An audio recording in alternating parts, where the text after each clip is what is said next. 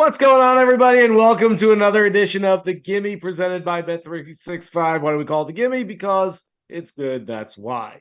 Coming up this week, the 3M Open TPC Twin Cities. Here to tell you all about it. He's Spencer Aguiar. I'm Jason Sobel. Coming up over the next little bit here on the show, we're going to give you our favorite outrights, favorite props, matchups, first-round leader plays, all the good stuff we do every single week during the entire PGA Tour season. Before we get too far, a reminder that the Gimme is presented by Bet365, the world's favorite sportsbook brand. Sign up with promo code ACTION to get Bet365's exclusive sign-up offer in New Jersey, Colorado, Ohio, Virginia, and Iowa. Bet $1, get $200 in bet credits. Terms and conditions apply. Gambling problem? Call 1-800-GAMBLER. All right, let's take a look at the top of this board at Bet365. Cameron Young, just a few weeks ago, we would have said, no, he's not going to be the favorite or co-favorite at a PGA Tour event anytime soon. Well, things have changed very quickly. He is at 14-1 alongside Sungjae Im, also at 14-1. Bet365 has Tony Finau and Hideki Matsuyama at 16-1. Spencer, as we get into this, what do you think? They have it right? I've seen some other books with all four of those guys right about the same number. Is there one that should be a little bit shorter than the others? I'm probably not the person to ask when it comes to Cameron Young. I would be telling you almost every single week in any field that Cameron Young should be the favorite or one of the favorites. So my model did have him as the person to beat here. I think the one that I was most disappointed with where the price came in was Sungjae Im. I really wanted a Sungjae Im ticket. I was hoping that this could get into the 25, 30-1 range. Didn't happen with him being sub 20-1, pretty much every single spot inside the entire space here. But there's a lot of condensed, if you want to call it, I think everybody's a little bit too low from where they should be. And I also think that this is kind of where the range of the winner comes from. So I'm going to be very cautious in the outright market. I don't want to get caught with a bunch of bets when I do think the Sungjaes, the Cameron Youngs, anybody else that you want to name at the top is probably your projected favorite to win this contest legitimately. So I know we'll talk about some outrights here in a second, but it's a difficult board for that reason. Yeah, I'm with you. I was hoping when I was doing all my research on Sunday night that Cameron Young would be closer to 20-1. That never happened. Sungjae actually opened in some books at 22-1. Quickly got much shorter than that. So he was hammered originally. I do have bets on both of those that we'll get to in the show, but not outrights. Outrights, we're going after some bigger numbers this week. Closing out that top tier on the board, Emiliano Grillo and Sepp Straka both playing some good golf right now at 22-1. All right. Let's get into the portfolio. We've been given $100 to bet this week, as we are every single week here on the Gimme. Let's start with the outrights. And like I said, not a whole lot of short numbers on the card for either of us, Spencer. No, and Jason, I think I'm a glutton for punishment with this player. I've given him every single time I've been on this show with you. Haven't watched him make a cut yet. That's obviously not an encouraging way to start this whole thing. I had him nearly across the board at the Scottish Open. He put together this tumultuous 2 rounds on the greens of losing 6.83 shots with this short game. Finished inside the top 3 for ball striking. I too tend to believe a venue like TPC Twin Cities will be perfect for him. So I'm going to Keith Mitchell 40-1 for $6.50. I wouldn't look too much into his miscut last week at the Barracuda Championship. Mitchell was a golfer that thought he had qualified for the Open Championship. Missed out at the Scottish Open, then all of a sudden last minute had to book a trip back to the States to play a Stableford scoring event. The total driving rank he possesses in my model of first is a massive perk, since 15 holes will have water that comes into play. And as I mentioned about this, the ball striking in Scotland was pristine. I don't think the form is nearly as bad as the public perception is around it. And I thought 40-1 kind of made him one of those golfers to where if you just give him a little bit better form, he's like a 25-1 golfer as a fair number in this field. So I'm going to continue to go back to Keith Mitchell, and hopefully at some point, Jason, this turns around. Look, you and I have been essentially carpooling the Keith Mitchell bandwagon throughout the entire year because we're going back and forth driving this thing. One of my favorite players out there. You watch him play. Everything looks good. 11 of his last 12 starts outside the top 30. I don't like that. This should be it. I'm sort of at the breaking point. If it doesn't happen this week for Keith Mitchell on a golf course, which essentially is a first shot golf course, you're looking at strokes gained off the tee.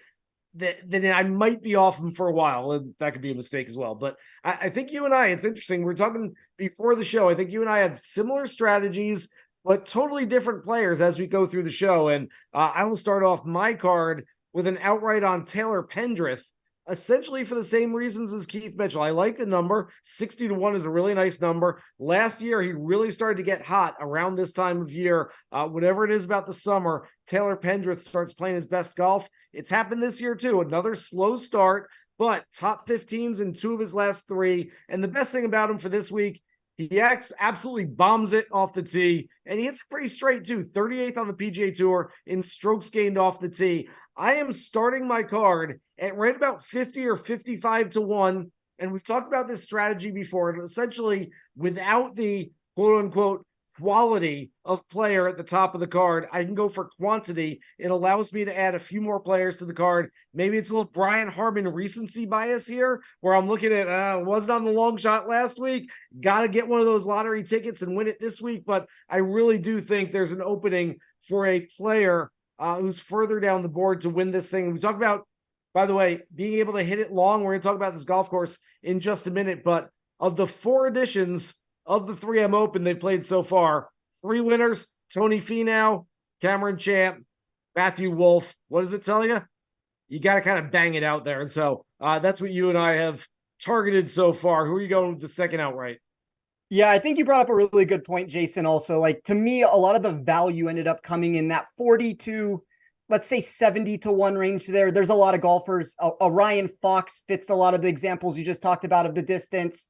I'm going to go, though, a little bit deeper down the board with this name and give Kevin Yu 110-1 for $2.50. I've been a big proponent that if he didn't suffer a meniscus tear and undergo surgery during the middle of the season, we might be looking at a sub 50-1 golfer in this sort of a field. Yu's statistical profile is magnificent in pretty much any way that I ran my data without regressing the limited sample size that I did have. My model had him first in GIR plus weighted proximity. It also believed he was the top-ranked player for strokes gained off the tee on any course on tour, and then third specifically when I ran it for TPC Twin Cities. It's obviously going to be a little boom or bust because he just got back a month ago, but I think if nothing else, Jason, he is a name to keep your eye on as we enter the fall season. I do think he's going to make a run at some point if he can get himself into these events, and I really like Yu's upside as a golfer, and I think here, anytime you can get him over 100-1, I'm kind of going to just pull the trigger and hope for the best on it. When the casuals talk about great ball strikers, they turn to Scotty Scheffler. When the real ones talk about great ball strikers, they go deep. They talk about Kevin Yu. That's a guy who's hitting the ball so well this year. You're right about all that. By the way, it took me until a few months ago to realize he went by Chun An Yu when he played at Arizona State. He was an all-everything phenom growing up. I finally put 2 and 2 together and realized, like, oh, that the same guy that was really good coming up through the amateur and collegiate ranks, that's him. He's now on the PGA Tour using a more Americanized name, first name now, as being known as Kevin Yu, but still the same ball striking skill. So it all makes a whole lot of sense. All right, I am sticking with the same strategy and going after a guy who's gained strokes off the tee in 11 of his last 12 starts. Garrick Higo has sort of a little Siwoo Kim thing going on right now. What I mean by that is, early in his PGA Tour career, he's sort of known for having very high ceiling, very low floor. On any given week, he could go out and challenge for a win, but those were few and far between. More often than not, he was missing cuts. He's become a much more consistent golfer recently. He's not quite on the same level as Siwoo yet, but that consistent baseline is going to keep getting higher and higher, and he still has the ceiling. Higo at 70-1, even 75-1 in some books makes for a really strong play. I'm going to put 15% of the portfolio on him as well. All right, talk about TPC Twin Cities. 7,431 yards, a par 71. As we said, you kind of got to bang it out there, but you can't bang it out there crooked because there is water, as Spencer mentioned, on 15 of these 18 holes. The weather, hot and calm. It's not going to blow too much. It sounds absolutely awful. It sounds like getting stuck in a heating vent this week, but it should produce some low scores out there. All right, let's get to our player finishing position bets. Spencer, you usually don't play by the rules and you buy 2. This week, we're going to buy 1 and sell 1, right? I decided to play by the rules. I think it's one too many times that I went against what you asked me to do here. So at some point, it's like, 1 week for you. Maybe the next time I'm on this show, we'll go back to my typical ways here. But I talked about Ryan Fox. I like him 48th or better at minus 120 for $20 of the portfolio. Fox is a top 40 player in the world who doesn't get full credit for what he's provided in 2023 because most of it has come overseas. We've seen him produce 12 of his last 14 completed worldwide starts inside this top 48 total. He was one of only 9 golfers in this field to grade inside the top 15 of projected scoring for both par 4 and par 5 recalculations for this venue. That made him the only golfer over 40-1 on the odds board to land within that answer. It's kind of the reason why I talked about it. If you want to consider him as an outright bet of 60-1, 66-1, anything in that range, I'm going to be joining you on that wager. But I believe this is as good of a course fit as he can get because of the distance that he has here. I think there's a generally good floor that he's added to the mix with all those numbers I just talked about. So 48th or better, minus 120, $20 of the bankroll there. That makes a lot of sense. I'm a massive Ryan Fox fan, both as a person, just speaking with him. He's got that Kiwi thing, just a sort of informal, nice, funny guy. And then as a player, he's much better than I think people are starting to realize. Although we're getting there, just in his first year as a PGA Tour member. All right, so I mentioned I'm probably not starting the card outright until about 55 or 60-1, but then there's a handful of guys from about 55 or 60 to 110 or so that I'm looking at, and I could plug in a bunch of different names as far as player finishing position bets. I just had to pick one of them, and I decided to pick Austin Eckroat, who's been really good since the summer started. He's finished better than 48th, and that's where we're picking him up this week. In 5 of his last 7 starts, he went over to the Scottish, didn't play great over there. I think it was the John Deere where he looked a little tired before that. But other than that, he's played some really, really good golf. This is a very talented kid. Just looks the part. I spoke with him during the U.S. Open last month, and you just see him up close. You're like, yeah, that dude looks like a professional golfer. He just looks the part. Like I got a central casting for a guy who looks like a top 50 type golfer in the world. So I'm throwing 10% of the portfolio and buying Eckroat. As usual, Spencer, it's tougher to find somebody to sell than it is to buy, but you did find somebody to sell this time. Yeah, Matt Kutcher, 59th or worse, minus 120 for $20 of the bankroll. To me, Jason, it feels like Kutcher is more name recognition than anything else for a market like this because of the horrible form he's bringing to the event. You might not realize what he's been producing because of his 3 made cuts in 5 starts, but Kutcher has lost off the tee in 9 of his last 11 and on approach in 4 of 5. Those iron numbers don't even become much better when we stretch the data further than a 5-event sample size. The most significant concern with it is he's losing these wild amount of strokes when things have gone south for him. So, 4 of the last 14 events have seen him lose at least 4.6 shots with his approach game. 2 of the past 5 have encountered losses of 6.5 and 7.5 respectively. I just think with all the water out here, that Kutcher will lose his scrambling ability. And that is kind of what has been salvaging a lot of these contests for him. You can tell me that I can get him 59th or worse here. I think he's likely to miss the cut if we're getting technical here, but just the ability that even if he makes it, then, maybe he blows up on a Saturday or a Sunday, I think gives me a little bit extra wiggle room. So I'm going to be against Matt Kutcher in pretty much any way in the market that I can find. Yeah, it makes a lot of sense there. I think you're right with the name recognition for him. That the only reason being he's up there. All right, I'm gonna play the role of the donkey here. I'm gonna side with probably what the public is doing based on recency bias, but it's not happening right now for Justin Thomas. I love JT. He's going to turn it around. I don't know if it's going to be next month, next year, 2 years from now. It's going to happen. I love how he handled his press conference at the 3M Open earlier today where, look, he faced the music. He was asked a lot of tough questions about not playing his best golf and shooting 80s and 81s in major championships and how he figures it out. He answered everything to the best of his abilities. We all know why he's here. He's got to figure out how to get into the playoffs, how to get on that Ryder Cup team and convince Captain Zach Johnson that he belongs there. 32nd or worse, I'm willing to take a chance that JT just shows up and goes like, it's just it doesn't feel right. There's something wrong right now. I believe that he will get it fixed, like I said, but in the short term, I'm fading JT. 6 of his last 7 results outside of the top 32. That is not great. All right. Let's get to our props. Where you start with props this week? I know I've mentioned the water at this facility about 20 times, but it does matter because it adds volatility to the event. I didn't necessarily want to find myself backing many options hovering around that even money range here if we're talking about placement bets. It's probably a good week if you want to shoot it further up the board into a top 10 or a top 20 market as well. But I'm going to go the slightly safer route here and play Kevin Roy, top 40, plus 400 for $11. Roy was the best value I had on the board in this sector because of his 17th place grade in my model for both ball striking and weighted scoring. My model believes he is as volatile as you can get, that it's going to add increased missed cut rate for him, but most of that's already built into the equation since we're talking about a 4-to-1 shot that does have some statistical trouble. I think the good thing when we talk about those statistical issues is a lot of it gets negated. The around the green numbers that are usually troubling for him, you have these large greens that have water that surrounds the surface. Like if you're in the bottom of the water, nobody can scramble there. So I think if he can use his ball striking, if that can shine through, I thought this should have been closer to plus 200 than the plus 400 number that we got.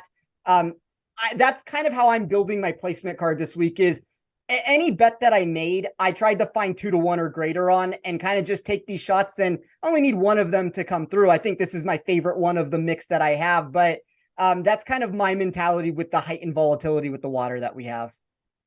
It makes a lot of sense. I've got Kevin Roy on a handful of DFS lineups already, and I'll probably add him to a few more before we get to Thursday morning. So that makes sense.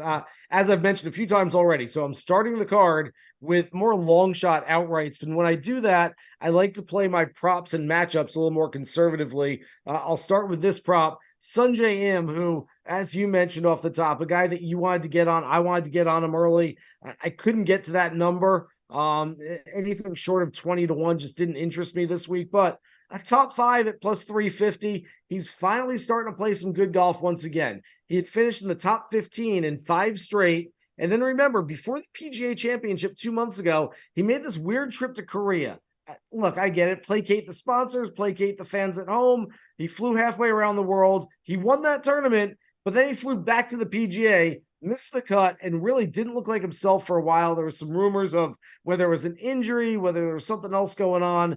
Finally had his best finish since the PGA last week at the Open, finished in a share of 20th place. I think he's back on track. He finished in co-runner-up honors at the 3M Open last year. I think he can do that again. I'm hoping that he doesn't win because that'll be a card wrecker for me, but I do have him for a top 5 this week. I think he will contend, plus 350. 20% of the portfolio on my guy Sunjay. All right, let's get to matchups. Do you find yourself a good matchup you like this week? Yeah, I like Nikolai Højgaard minus 110 over Sahith Theegala for $38. I think most people are going to point toward the back-to-back missed cuts at the Scottish Open and the Open Championship for where the trouble started looming for Sahith. But my numbers have been sensing the situation possibly occurring for, I would say, the past handful of months because of his erratic nature off the tee. Theegala has lost with his driver in 7 of 8 starts. And then the one trait that caught my eye was his historical struggles when faced with this fast sort of a surface on bent grass here. His flat stick has really carried him this season by ranking 14th in this field on all courses. But then my model pushed him outside the top 100 when trying to find these corollary setups of this specific texture. Think if the putter struggles, I wouldn't be shocked if he misses his 3rd straight weekend.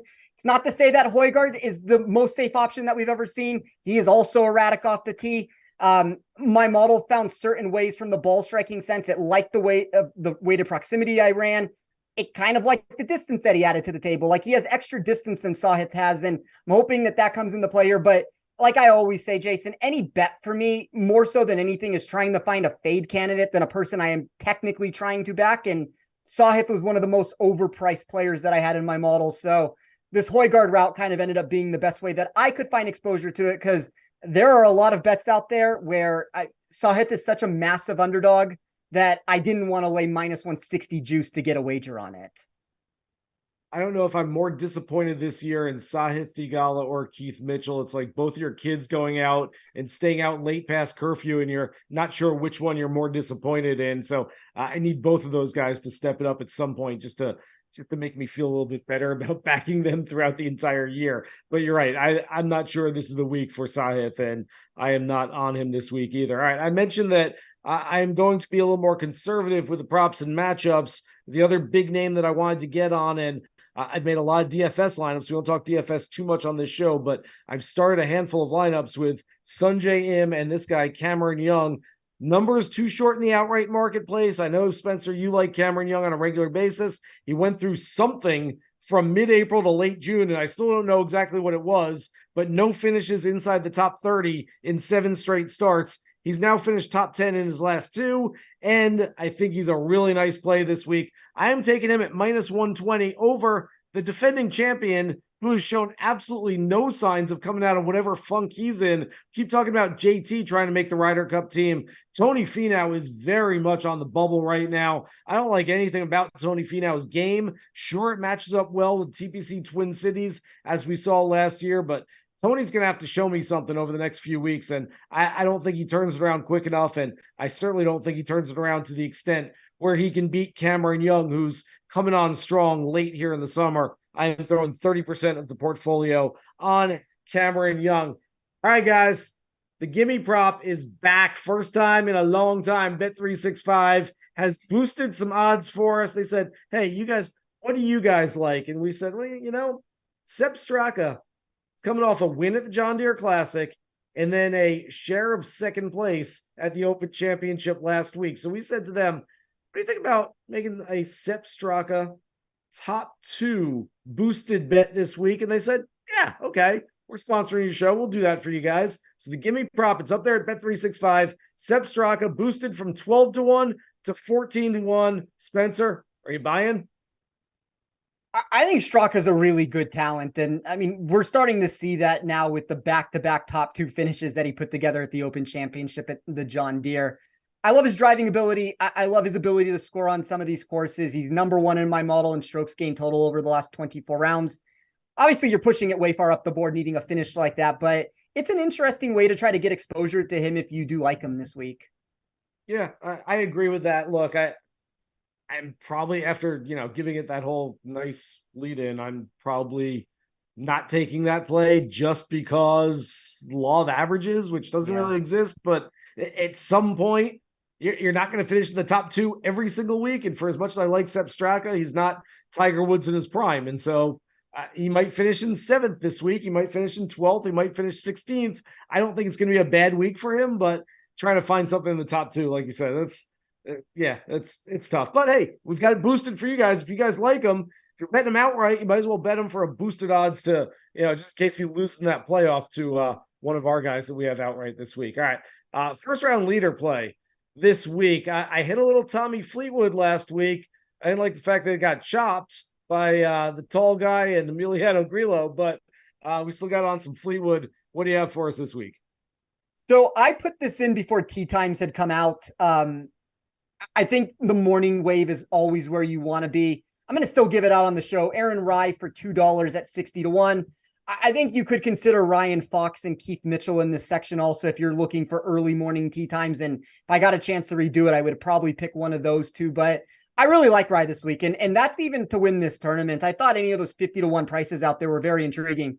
4th in my model for accuracy, top 25 for weighted scoring, 7th in GIR plus weighted proximity. Kind of just fits all the mold of what I'm looking for this event. And he's going to be extremely popular. Like whether you're talking DFS or you're talking outright bets, I mean, I think he's going to push as popular as anybody on the board, but I usually go the opposite way when people do that. And maybe like the first round leader better and outright is kind of still going a little bit different and just not getting exposure for DFS. But I like shooting for the upside with him on any of the specific days. And if you can tell me on Thursday, I still think he can go out there and have a good day. I thought 60-1 was a good price.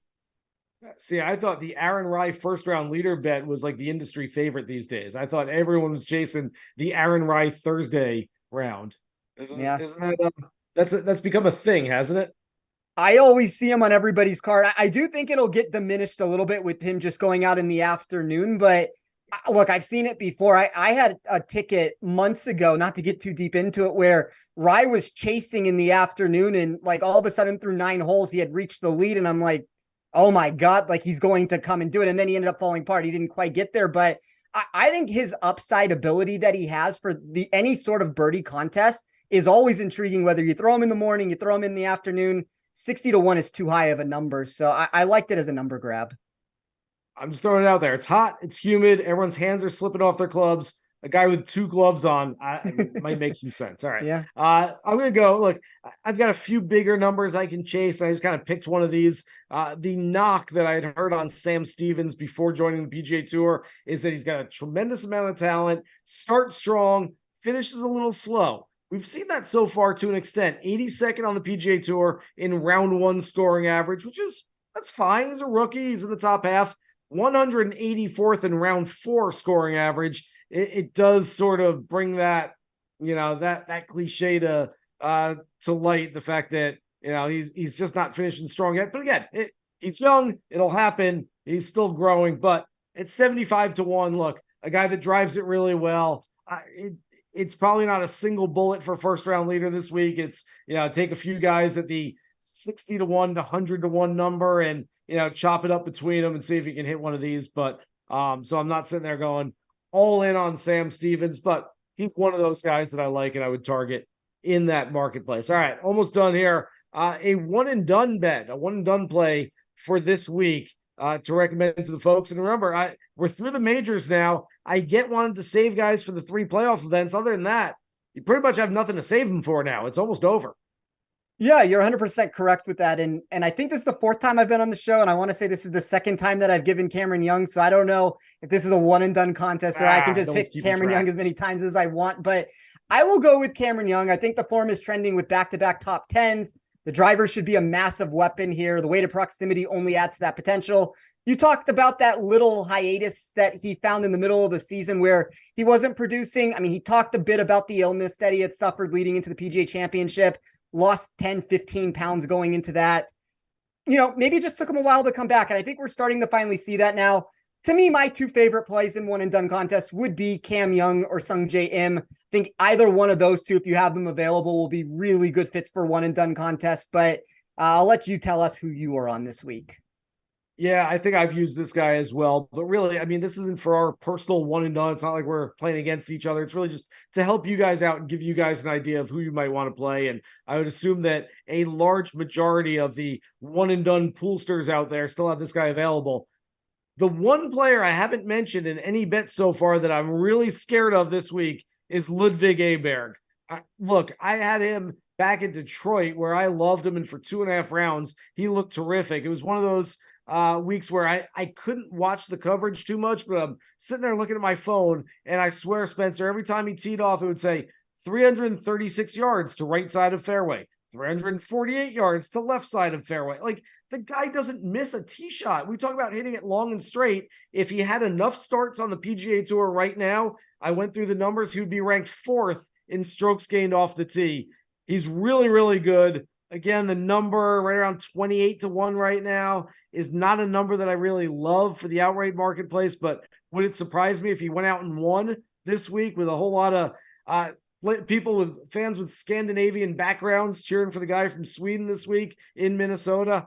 Certainly wouldn't surprise me at all whatsoever. All right, let's recap the plays. Spencer is on Mitchell and Kevin Yu outright. He's buying Fox, selling Kutcher. A prop on Kevin Roy, matchup on one of the Hoygaards, it's Nikolai, and first round leader play on Aaron Rye. I've got Pendrith and Higo outrights, buying Austin Eckroat, selling JT, prop on Sungjae, matchup on Cam Young, first round leader bet on Sam Stevens. That's all we got, everybody. Thanks so much for watching this episode of The Gimme, presented by Bet365. Remember, for more content, check out actionnetwork.com and the Action app today, tomorrow, this week, every other week during the entire golf season. For Spencer Aguiar, I'm Jason Sobel. Good luck with all of your bets for this week's 3M Open.